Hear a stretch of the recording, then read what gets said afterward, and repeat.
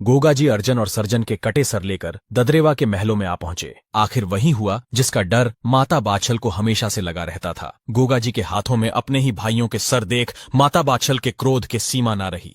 भोली और साफ मन की माता ने क्रोध में गोगा जी से कहा कि तुमने अपने ही भाइयों को मार डाला, इसी वक्त यहां से चला जा और मुझे कभी जीवन में अपनी शक्ल मत दिखाना। माता की आज्ञा सुनकर गोगा जी दुखी मन और भरे नेत्रों से ददरेवा से निकल गए। पीछा करते हुए माता सीरियल गोगा जी के पास आ पहुंची और गोगा जी के साथ चलने की जिद करने लगी। तब गोगा जी ने कहा कि अभी मेरा खुद का कोई ठिकाना नहीं, तो मैं आपको अपने साथ कहां रखूंगा। इस पर माता सीरियल ने गोगा जी से वचन लिया कि आप मुझसे मिलने आते रहेंगे। रानी के बहुत आग्रह करने पर गोगा जी मान गए और रानी से कहा ऐसा ही होगा, किंतु इसके बारे में आप किसी के समक्ष चर्चा न करें। जिसके बाद गोगा जी वहां से गोरख टीले की तरफ चल दिए और नैनों में नीर लिए रानी सीरियल उन्हें देखते हुए अधीर खड़ी रोती रही। गोरख टीले पर पहुंचते ही गोगा जी ने गुरु चरणों में प्रणाम किया। जब गुरु गोरखनाथ ने गोगा जी से आने का कारण पूछा तो प्रत्युत्तर देते हुए गोगा जी ने कहा, अंतर्यामी गुरु, आप तो सर्वज्ञाता है, आपसे क्या छिपा है। मैं तो बस इतना बता सकता हूं कि मैं अब पूर्ण रूप से आपकी शरण में आ चुका हूं। गुरु गोरखनाथ ने मुस्कुराते हुए कहा कि जैसी तुम्हारी इच्छा। गोगा जी दिन में तपस्या में लीन रहते और रानी को दिए वचन अनुसार रात्रि में रानी सीरियल से मिलने चले जाया करते और सुबह ब्रह्म मुहूर्त के समय उठकर गोरख टीले पर लौट आते। गोगा जी को यह भय हमेशा लगा रहता कि कहीं माता ने उनको देख लिया तो उनकी आज्ञा का उल्लंघन हो जाएगा, लेकिन रानी सीरियल को दिया वचन भी निभाना जरूरी था। इस दुविधा में फंसे गोगा जी ने जब इसके बारे में गुरु गोरखनाथ को बताया तो गुरु ने कहा कि बेटा, शास्त्रों के अनुसार अपना दिया वचन निभाना ही एक क्षत्रिय का धर्म है, अतः अपने वचन का पालन करो। इसी प्रकार कुछ समय बीत गया और फिर तीजों का त्योहार आया। 16 सिंगार कर रानी सीरियल तीज झूलने की आज्ञा लेने अपनी सास के पास पहुंची। रानी के सिंगार देख माता बाछल क्रोध में बोली, जब तुम्हारा पति घर बार छोड़कर जा चुका है तो ये हार सिंगार किसे रिझाने के लिए किए जा रहे हैं। अपने ऊपर लगा लांछन रानी सीरियल से सहा ना गया और सीरियल ने माता को प्रत्युत्तर देते हुए कहा, चले तो आपके लिए गए हैं, मुझसे तो नित्य प्रति रात को मिलने आते हैं। माता बाछल ने रानी को झूठी कहते हुए कहा कि जब तक मैं खुद अपनी आंखों से नहीं देख लेती तुम्हारी बातों पर विश्वास नहीं करूंगी। इतना कहकर माता बाछल रानी सीरियल को नौलखे बाग में झूला झुलाकर महलों में लौट आई और द्वारपाल से कहा कि रानी सीरियल के कक्ष के आगे नजर रखो, यदि गोगा आए तो मुझे इसकी सूचना तुरंत मिलनी चाहिए। हमेशा की भांति रात्रि होते ही जब गोगा जी महाराज ददरेवा के महलों में पधारे तो द्वारपाल ने आज्ञा अनुसार माता बाछल को सूचित कर दिया। सूचना मिलते ही माता बाछल गोगा जी के बाहर आने की प्रतीक्षा करने लगी। जैसे ही गोगा जी महलों से बाहर आकर नीले पर सवार हुए तो माता बाछल ने तुरंत सामने आकर घोड़े की लगाम पकड़ ली। गोगा जी ने माता के समक्ष यह सोचकर मुंह फेर लिया कि कहीं माता द्वारा दी गई कभी मुंह न दिखाने की आज्ञा का उल्लंघन न हो जाए, किंतु गोगा जी को यह भली भांति ज्ञात हो गया था कि माता उनका मुख देख चुकी है। इतने में काछल भी वहां आ पहुंची और माता बाछल से कहा, अगर गोगा को तुम नहीं मना सकती तो मुझे आज्ञा दो। जो जा चुके हैं वो वैसे भी कभी लौट कर नहीं आने वाले, अब क्यों वंशनाश करने पर उतारू है। इतना सुनते ही गोगा जी ने घोड़े को एड़ लगाई और नीला हवा से बातें करने लगा।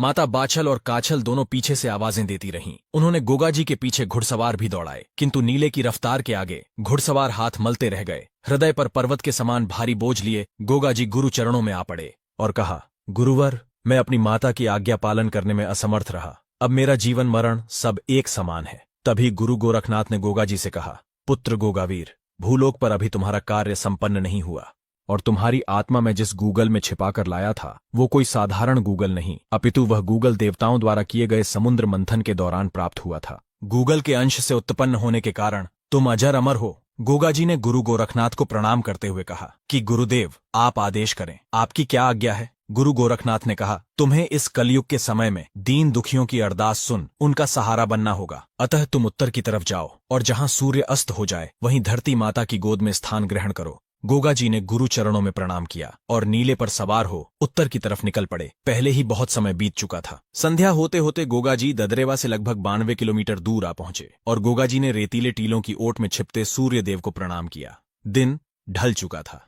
गोगा जी ने धरती माता से आग्रह किया कि मुझे अपनी गोद में स्थान दें। तभी अचानक धरती फटी और गोगा जी नीले घोड़े सहित मां की गोद में हमेशा हमेशा के लिए समाहित हो गए। लेकिन अभी भी जमीन से आधा बाहर निकला भाला और भाले पर लहराता ध्वज इस बात का प्रमाण दे रहा था कि गोगा जी इस स्थान पर समाधि ले चुके हैं। श्री गोगा महापुराण के अनुसार जब गोगा जी के समाधि लेने का पता दोनों रानियों को चला तो माता काछल और बाछल सहित दोनों रानियों ने गोगा जी के समाधि स्थल पर जाकर गोगा जी को पुकार लगाई कि वे उन्हें भी अपने साथ ले चले और देखते ही देखते पूरा परिवार धरती माता की गोद में समा गया। जब उमरपाल सिंह ने अपनों को खुद से दूर जाते देखा तो उन्होंने भी ऐसा करना चाहा, लेकिन तभी गुरु गोरखनाथ ने उन्हें रोका और कहा, एक राजा का धर्म और कर्तव्य अपनी आखिरी सांस तक अपनी प्रजा की सेवा करना है। अतः आप अपनी जिम्मेदारियां संभाले। कोई कहीं नहीं गया, केवल अपना भौतिक शरीर त्यागा है। सच्चे मन से देखें, सभी आपके साथ कण कण में विराजमान हैं।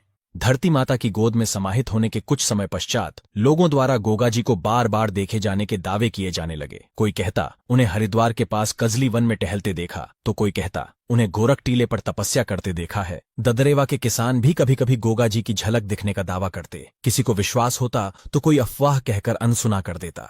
समय का चक्र चलता गया और कई सदियां बीत गईं। धीरे धीरे लोगों द्वारा गोगा जी को भुला दिया गया। आने वाली नई पीढ़ियों ने गोगा जी के बारे में कहीं कोई जिक्र तक भी नहीं सुना हुआ था। बस कुछ चुनिंदा स्थानीय बुजुर्गों को गोगा जी के बारे में ज्ञात था, वो भी सिर्फ इसलिए कि वे पीढ़ी दर पीढ़ी अपने बुजुर्गों से गोगा जी के बारे में सुनते आ रहे थे।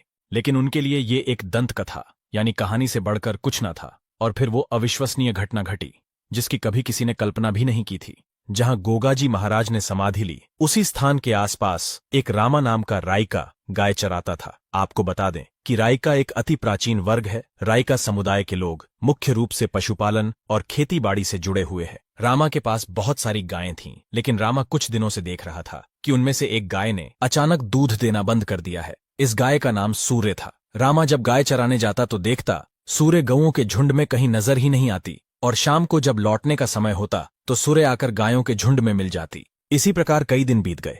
माजरा क्या है पता लगाने के लिए रामा ने गाय पर नजर रखी। रोजाना की तरह जब गाय अपने झुंड से अलग होकर जाने लगी तो रामा भी गाय के पीछे पीछे चल पड़ा। गांव के एक बुजुर्ग ग्वाले लक्खी ने देखा कि वह गाय गोरख टीले की तरफ जा रही है और रामा उसके पीछे दौड़ा चला जा रहा है। जैसा कि उनके पूर्वज उन्हें बताते आ रहे थे कि गोगा जी उसी स्थान पर धरती में समा गए थे। कुछ ही क्षण बाद लक्खी ने देखा, घबराया हुआ रामा हांफता हुआ उनकी तरफ ही दौड़ा चला आ रहा है।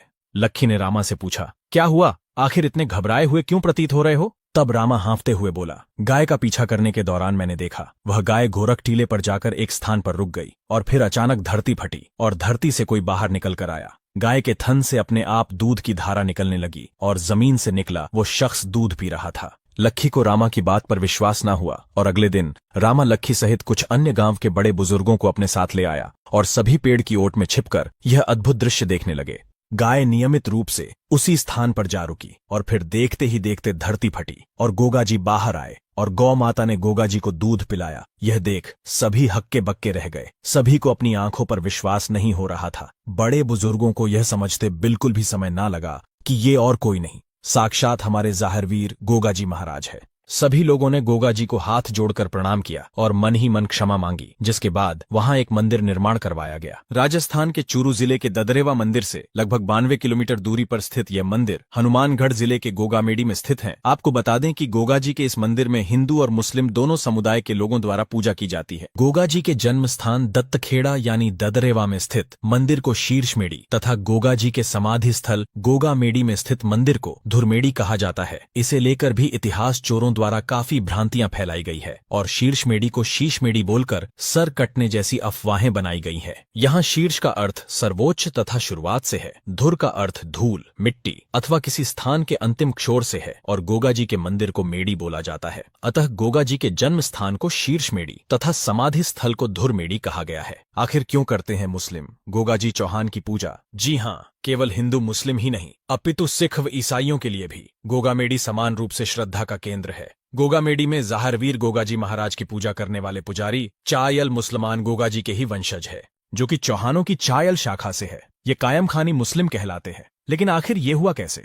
वही भाट द्वारा प्रमाणित गोगा जी की वंशावली कुछ इस प्रकार है: गोगा जी, राव बैरसी, राव उदयराज जी, राव हर्राज जी, राव विजयराज जी, राव पिथोजी, राव लालोजी, राव गोपाल दास, राव जैतसी, राव रूपाल जी, राव तहतपाल जी, राव मोटेराय जी। राव मोटेराय जी के 5 पुत्र थे: कायम सिंह, जबरदे, भोजराज, जिंदे और जगमाल। केवल जगमाल चौहान को छोड़कर राव मोटेराय जी के 4 पुत्रों को फिरोज शाह तुगलक ने इस्लाम में परिवर्तित कर दिया था। करमचंद यानी कायम सिंह के वंशज ही कायम खानी मुस्लिम कहलाते हैं। लेकिन कायम खानी मुस्लिम के अलावा बाकी मुस्लिम भी गोगा जी की पूजा करते हैं। लेकिन क्यों? इसका पहला कारण, गोगा जी को एक ही समय पर अलग अलग जगह युद्ध करता देख महमूद गजनवी ने उन्हें जाहिर पीर की उपाधि दी। गोगा जी के धरती माता की गोद में समाहित होने के पश्चात जब वहां एक छोटा मंदिर बना दिया गया, उसके कुछ समय बाद फिरोज शाह तुगलक हिसार होते हुए सिंध प्रदेश को विजयी करने निकला। रात्रि के समय विश्राम के लिए तुगलक सेना सहित गोगामेडी में ठहरा। बादशाह तुगलक और उसकी सेना ने देखा कि हाथ में मशाल लिए घोड़े पर सवार एक योद्धा